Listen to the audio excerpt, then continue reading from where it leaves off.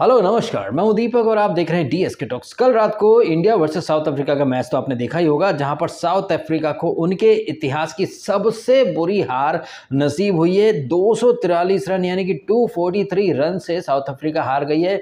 अरे हमारी team India तो छोड़ो, साउथ अफ्रीका तो विराट कोहली के जो रन्स थे उनको भी नहीं बीट कर पाई। विराट कोहली ने बनाए 101 और ये साउथ अफ्रीका सिर्फ 83 पर ऑल आउट हो जाती है, यानी कि विराट कोहली 18 रन से जीत जाता है। विराट कोहली का जर्सी नंबर भी 18 है और कल जो है वो विराट कोहली का हैप्पी बर्थडे टू यू भी था। अपने बर्थडे के दिन ईडन गार्डन्स में सेंचुरी भी मारी, मैन ऑफ द मैच का अवार्ड भी जीत लिया।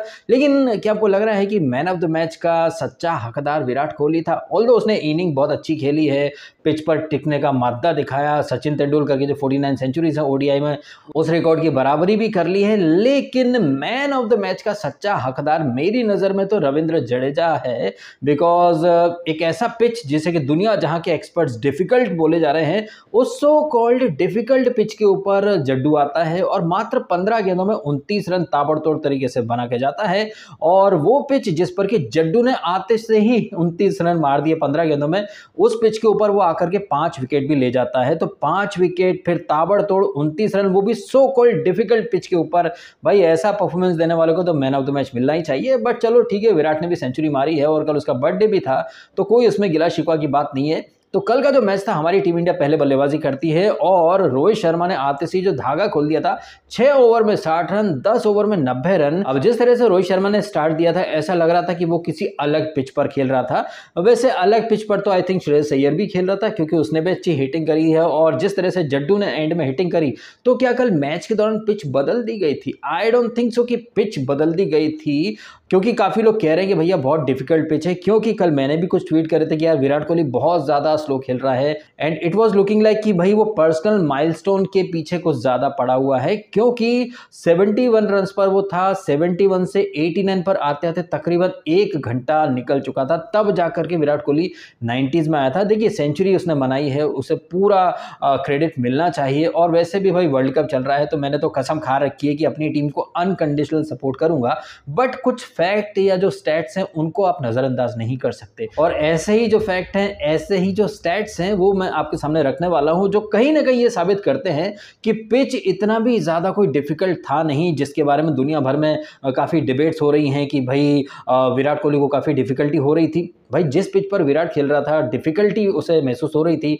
उसी पिच पर ऐसा कैसे हो सकता है कि जड्डू आया और उसे कोई डिफिकल्टी महसूस नहीं हुई हो? या फिर उसी पिच पर रोहित शर्मा ने स्टार्ट में खेला, चलो ठीक है, तब तो पिच फ्रेश था।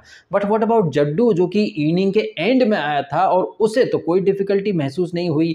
और ये पिच जिसे कि स्पिन फ्रेंडली बताया जा रहा है, इस पिच के ऊपर तबरेज शमजी, जो कि स्पिनर ही है, उसने तो 70 से ज्यादा रन दे दिए। एंड इसी पिच के ऊपर साउथ अफ्रीका का मार्को येंसन, जो कि इस टूर्नामेंट में साउथ अफ्रीका की तरफ से सबसे ज्यादा विकेट लेने वाला बॉलर है, वो भाई 94 लूटा जाता है। वहीं साउथ अफ्रीका का एक और बॉलर लुंगी नगेडी, वो भाई 60+ रन लूटा जाता है। वहीं केशव महाराज मात्र 30 रन देता है, 1 विकेट लेता है। तो एक स्पिन फ्रेंडली विकेट के ऊपर सिर्फ केशव महाराज ही अच्छी बॉलिंग कर पाया। और ये अच्छी बॉलिंग क्यों कर पाया? क्योंकि उसने अच्छे एरियाज में बॉल डाली। तो मेरे कहने का मतलब ये है कि ये जो पिच बहुत ट्रिकी थी, पिच बहुत ज़्यादा स्लो थी, ये था वो था, भाई पिच तो बाद में आया है। कई लोगों के दिमाग में एक हवा पैदा हो चुका था कि पिच बहुत ख़राब है, ये है वो है। अगर पिच ख़राब थी तो फिर जडेजा के लिए भी पिच ख़राब होनी चाहिए थी, लेकिन नहीं, जड्डू तो आते से ही ताबड़तोड़ हिटिंग करके चला गया। मेन प्रॉब्लम यहाँ पर यह है कि साउथ अफ्रीका वाले जो हैं वो सेकेंड इनिंग में अच्छा परफॉर्म करते ही नहीं है।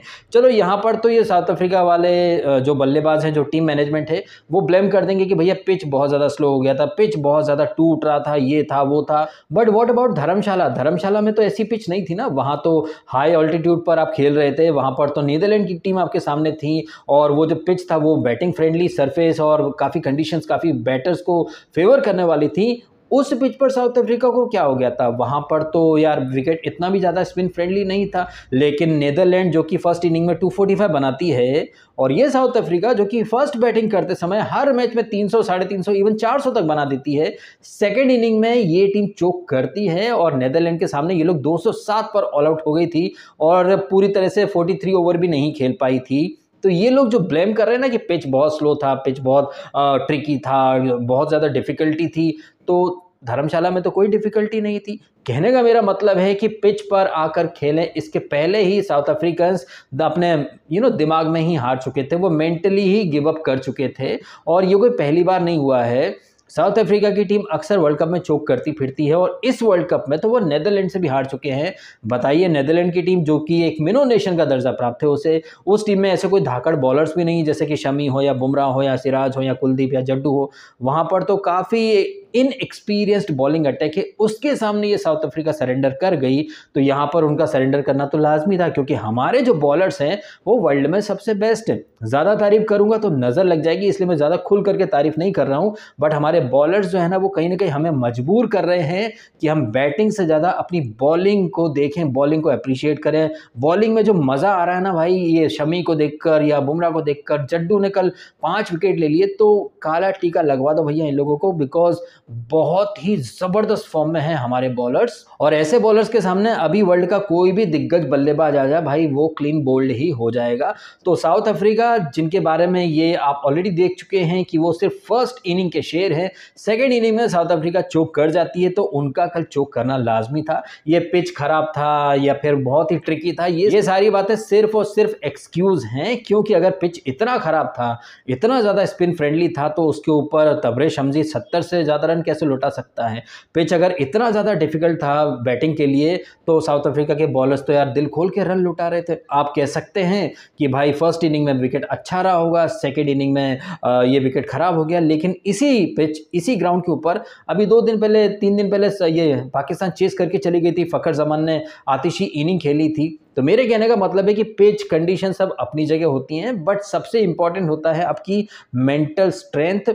अब जैसे कि मैंने ऑलरेडी धर्मशाला का एग्जांपल दिया, धर्मशाला में तो पिच भी अच्छा था, सामने के बॉलर्स भी इनएक्सपीरियंस थे, लेकिन फिर भी वहां पर साउथ अफ्रीका हार गई थी। 100 बात की एक बात निकल करके आती कि साउथ अफ्रीका की टीम एक नंबर की चोकर टीम है। वो सिर्फ फर्स्ट इनिंग में अच्छा खेल सकती है, सेकेंड इनिंग में ऐसा लगता है कि वो पिंजरे में बंद हो चुके हैं। वो साउथ अफ्रीका जो फर्स्ट इनिंग में जब खेलने आती है तो एकदम खुले आसमान में आजाद पंछी की तरफ पर फैला करके उड़ती है, बट सेकेंड इनिंग में पता नहीं इन्हें क्या हो जाता है। स्कोर बोर्ड का प्रेशर, मतलब सामने अगर कुछ रन दिख रहे हो तो साउथ अफ्रीका वाले बेचैन हो उठते हैं। उन्हें लगता है कि यार ज़्यादा डॉट्स नहीं खेल सकते, चलो एक रिलीज शॉट मारते हैं। और एक रिलीज शॉट खेलने के चक्कर में ये साउथ अफ्रीका तू चल मैं आता हूँ, लिट्टी चोखा खाता हूँ वाले अंदाज में कल आ रहे थे, जा रहे थे। Quinton de Kock, Klaasen, Markram बिल्कुल पराक्रम नहीं दिखा पाया। अच्छा, पराक्रम से मुझे याद आया कि एक दिन पहले हमने अपने प्रेडिक्शन का पराक्रम दिखाया था, जहां पर पूरी दुनिया कह रही थी कि न्यूजीलैंड वर्सेस पाकिस्तान में न्यूजीलैंड जीतेगी, लेकिन हमने एक प्रेडिक्शन करा कि भाई पाकिस्तान जीतेगी। अब सिचुएशन ऐसी हो गई कि बारिश वगैरह हो गई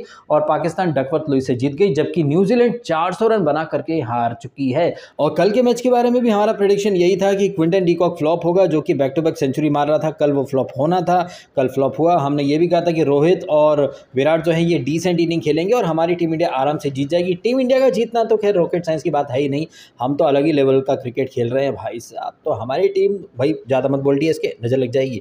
अच्छा, नज़र से मुझे एक बात और याद आई कि मैंने 1-2 दिन पहले वीडियो डाला था कि न्यूजीलैंड वालों ने मैच फिक्सिंग करी है, क्योंकि पहली ही नज़र में दिख गया था कि न्यूजीलैंड वो वाला मैच जीतना ही नहीं चाहती थी भाई। अब न्यूजीलैंड के ऊपर भी तलवार लटक रही है कि वो सेमीफाइनल में जा पाए या नहीं जा पाए। न्यूजीलैंड के पास एक बहुत अच्छा मौका था जब पुणे में साउथ अफ्रीका के अगेंस्ट ही खेले थे, टॉस जीत लिया था न्यूजीलैंड ने। इसके बावजूद उन्होंने साउथ अफ्रीका को पहले बैटिंग कराई, और पहले बैटिंग करना तो साउथ अफ्रीकन को बहुत अच्छी तरह पसंद आता है, और वही ब्लंडर न्यूजीलैंड को बहुत भारी पड़ गया। उसके बाद आपने देखा कि साउथ अफ्रीका ने आराम से टोटल डिफेंड कर लिया। हमारी टीम के बारे में भी एक बात कही जाती थी कि हम लोग चेस अच्छा करते हैं, लेकिन हमने इंग्लैंड के अगेंस्ट भी टोटल डिफेंड करा, हमने श्रीलंका के अगेंस्ट भी टोटल डिफेंड कर लिया, और हमने कल 243 रनों से टोटल डिफेंड कर लिया है। तो हमारे बल्लेबाज तो बल्लेबाज, हमारे बॉलर्स तो भाई माशाल्लाह क्या ज़बरदस्त परफॉर्मेंस दे रहे हैं। तो अपनी जो टीम इंडिया है, विराट कोहली है, रोहित है, बुमराह है, शमी है, सिराज है, कुलदीप है, जड्डू है, श्रेयस अय्यर है, इन सबको दिल ही दिल बहुत सारी बधाइयाँ और मुबारकबाद देते हुए ये वीडियो में खत्म कर देता हूँ। आपने समय निकाला, वीडियो देखा, आपका बहुत बहुत धन्यवाद। Thank you so much.